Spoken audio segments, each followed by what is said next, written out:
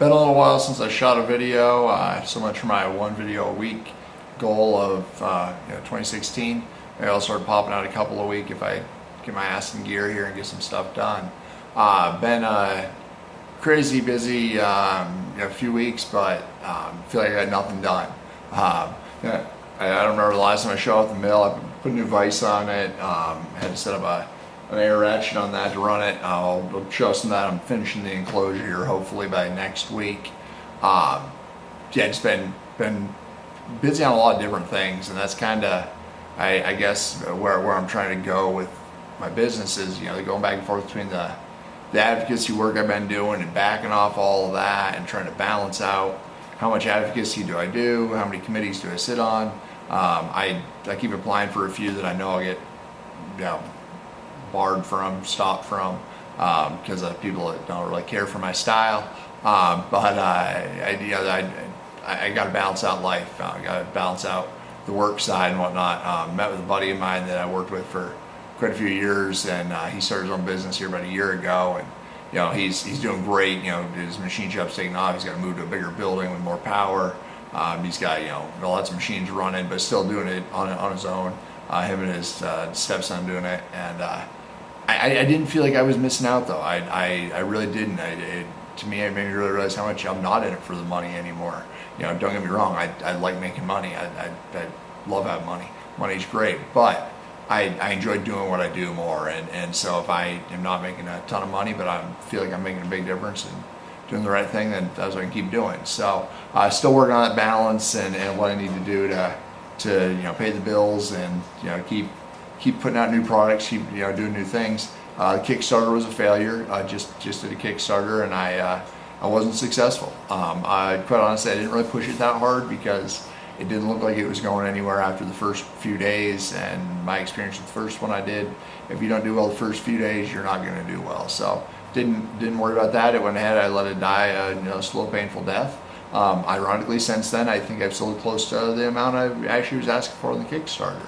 So every day I'm shipping 1 or 2 chargers. So check out the new chargers. I of course don't have one sitting on me, but the new little chargers are kick-ass. Working actually through the one nonprofit that I sit on the board of, the Colorado Cross Disability Coalition.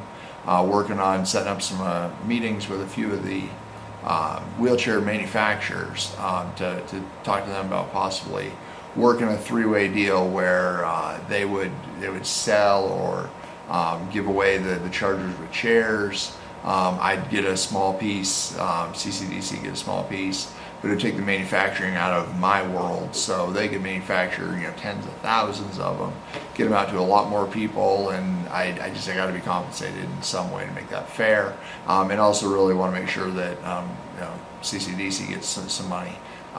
They made a big difference in my life and really helped a lot of people with disabilities, not just here in Colorado, but around the country. So we're working on those deals. That's probably a year from now before any of that will come to fruition, but should have a couple meetings soon.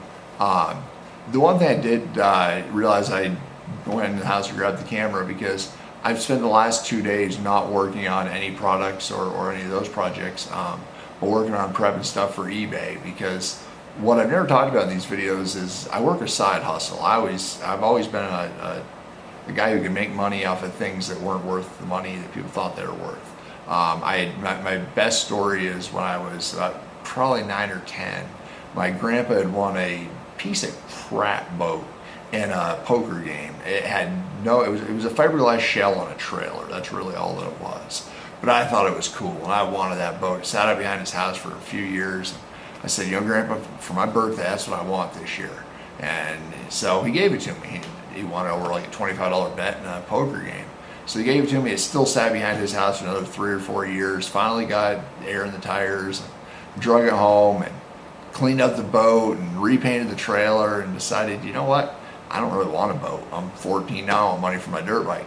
So rolled it out, put it up for sale. I sold the boat for like $600. And my grandpa just could not believe it. Just could not believe it. He's, from now on, every time I sell something, I'm bringing it to you. You make money on everything. And from that on, it was kind of that way. I'd buy a dirt bike. I'd ride it for 3 years. I'd put money into it, work on it. Just had a good time. But I used it, and I turn around and resell it for a couple $100 more than I spent on it. And it's kind of been the story of my life that things have kind of worked that way. And my grandpa did the same thing. The grandfather was surprised with that. He used to buy out estate sales, and then he would sell stuff at garage sales, give stuff to family members that needed it. But it was a little side hustle. He had rolled over in a bucket truck and broke his back, and he could walk but had a lot of pain.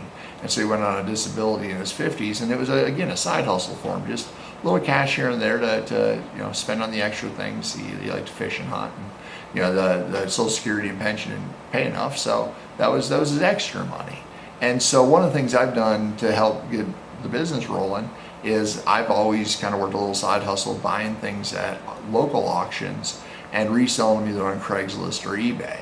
And I actually bought probably 500 pounds worth of stuff. I'm going to grab the camera here in a second, do a little swing around. I bought a bunch of geometric threading heads. I don't fully understand how they even work.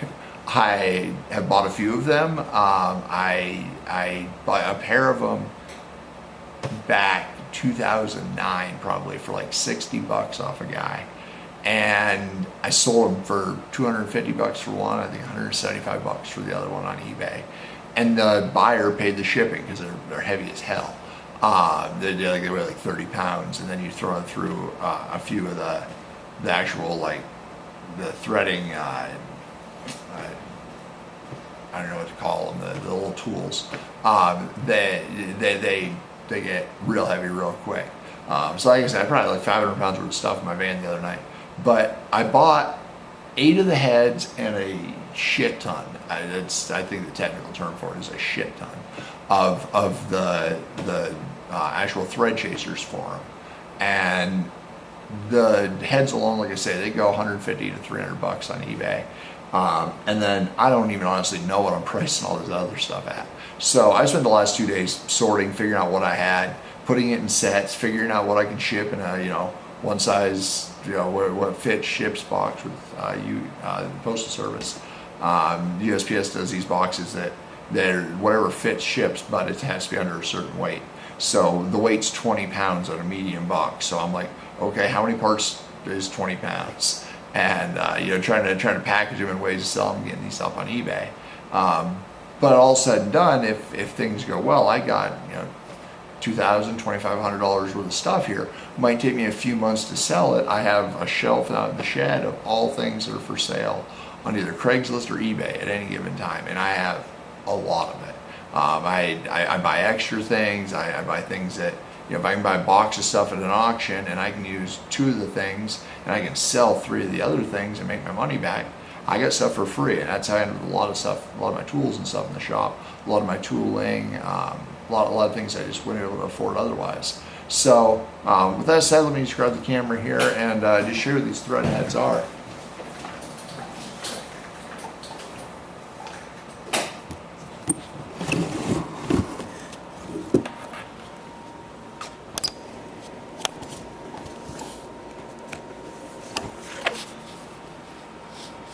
So these are the threading heads themselves.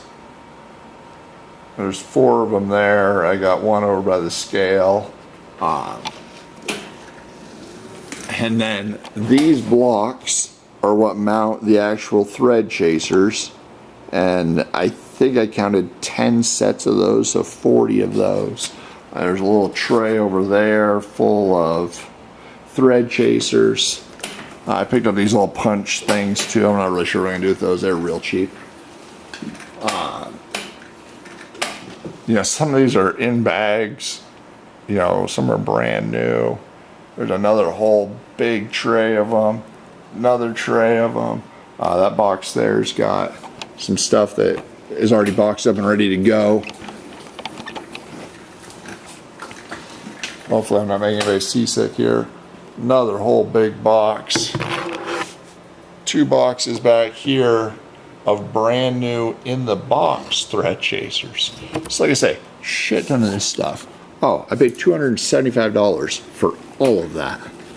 And it's too bad this is sitting the wrong way, but that little plate there that's got the little box on top of it, that's a vacuum mounting system for a mill. I picked it up for like 60 bucks. They're $1,000 brand new. Don't honestly know for sure whether I'm keeping that or selling it, but another thing that I might make money with, or I might use. I've already made my money back from the auction I bought that at, off a couple other things I sold. And but wait, there's more kind of thing here. All over here on this bench, these are more of the little blocks that hold the thread chasers, and more over here. Like I say, just tons of this shit. So you're getting all those up on eBay. It's gonna take about 3 days, maybe 4 days to box it all and sell it all. But hey, if I can make a couple grand off all that, then I did all right. So you know, just want to talk about, you know, kind of why I've been a little offline lately, and what I've been up to. Been working on things around the shop. The new chargers are going all right. Working on a cooling system. You can't really see a lot in there, but that's my box of some parts I'm working on. Actually, if you stuck through the video this long, then you deserve to get to see some of the extras. So we got a couple frames over here. The small one over here is going to be the front of the CNC enclosure. The big frame, kind of hard to tell what that is. It's going to be a wheelchair accessible skid steer. Currently it's laying the frame on its side. It's still got a few bars that got to be added to it. A couple roll hoop type things. I'm not going to, Chucky, for anybody who hasn't seen this in the video yet, that's Keystone. She's my service dog slash shop dog. She wanders around a lot and gets in the way a lot, but she picks things up. I'm not gonna claim that I'm the best welder in the world, but for a quad welder, I think I'm doing all right. I'm not gonna apply for a job as a welder anytime soon. You can see I get a lot of splatter sometimes, but getting a little bit better. You see I use a combination of some used steel here and some new steel. This is totally prototype. I'm actually pulling a motor out of a jet ski to run this thing. I've already got the hydraulics and stuff for it. But I started out tack welding it together myself and decided I'll go and finish it up and weld the whole thing by myself. Close the door there. It's getting hot in here. We've been working on the air conditioning, and it finally keeps it under 70. Or under 72, I guess. So there's a bunch of the hydraulic wheel motors that are going to run the skid steer, and some wheel adapters for the wheels I picked up for it. I already got the pumps for it and everything up there. That's a dream I've had for a long time. And you're not going to be able to see a whole lot of what I got going on here, but this is the what I'm calling the Cripple cooler. It's going to circulate cold water. Be powered. There's a couple different versions that I'm prototyping right now. Another one of the tapping heads over here. But the idea is it will circulate water about 15 or 20 degrees cooler than what the ambient air temperature is, to help cool you off. So if it's 80 degrees out, it would circulate about 65 degree water, maybe 60 degree water around a pad, or through a shirt or something to help cool you off. Quite honestly, they're probably a good year and a half away from production.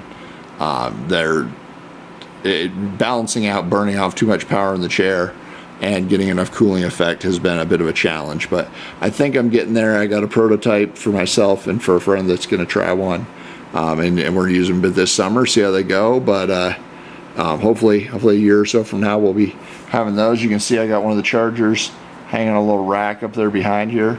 I got some LED lights actually up in that thing that I've been throwing in with some of the chargers. That was supposed to be part of the Kickstarter gig, and since that didn't go well, I've been just being nice and throwing those into new customers. So that's what I've been up to, balancing out life and business and advocacy and all that fun stuff. Thanks for checking out the videos. Hopefully the audio is okay in this one. I didn't use my microphone, and I just realized the AC is blowing on high, but it's hot as hell outside and I don't want to get hot. So hopefully you can hear what I had to say, and keep watching the videos. Check out the website, crippleconcepts.com. I'm thinking about starting on Instagram, so if anybody out there does Instagram, let me know what you think. If I should start an Instagram account and throw up pictures as I work on things, maybe in between videos and stuff. I'll I'll take your advice on whether or not that's something worth doing. Just one of those things I was going to show real quick is I machined up a knob on here yesterday, got it going again. So I'll be doing a video about this collet setup and the way I'm CNCing the knobs on this little lathe at some point. Picked up a little kid's paint container to hold my cooling oil that I use to brush on while it's cutting. Finally got that kind of dialed in, and so knobs are available on the website again, crippleconcepts.com. Check us out. I'll also put a link to my eBay site down below if you find anything that you might want, or know something you might want, or just want to check out all the crap that I have for sale. I'll put that down in the show description below. Thanks for watching.